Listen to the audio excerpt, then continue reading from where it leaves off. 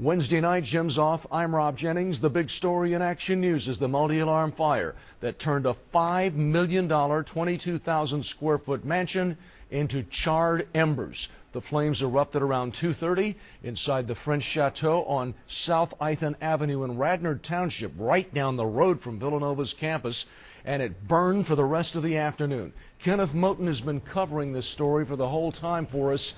A couple of firefighters were hurt there. Kenneth, how are they doing?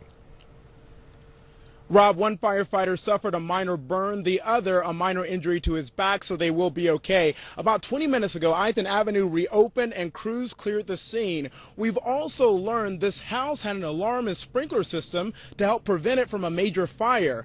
Well, it appears that system was no match for whatever started today's fire. This is the new video tonight of firefighters in Radnor Township doing what they can to save this $5 million mansion.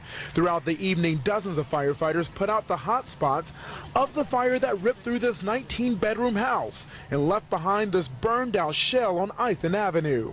I thought it was a bloody shame, actually, because it's such a pretty house. Retired businessman Wayne Lewis owned the 6-acre estate in the 70s. As Chopper 6 HD hovered over, he watched the inferno eat away at the roof of his former home. When we moved in, it was really quite nice, and we lived there for several years, and then we finally moved out because it was just a tad big. The house is so big, the family living inside didn't even know there was a fire until the alarm system sounded and alerted firefighters around 2:30 p.m. The Canadian renters got out safely with their pets. Firefighters worked for 3 hours to contain the fire. Just a tough fire. It was a slate roof, trying to get through the roof to get to the fire, and the fire was underneath it real heavily. And it's just hard to put out a fire that it contained with that much heat. Current owner Gerald Badoff was trying to sell the French Chateau, which was called Bloomfield Estates. The home, with its high ceilings and beautiful ballroom, was built in the 1920s by a wealthy Philadelphia industrialist as a wedding present for his daughter.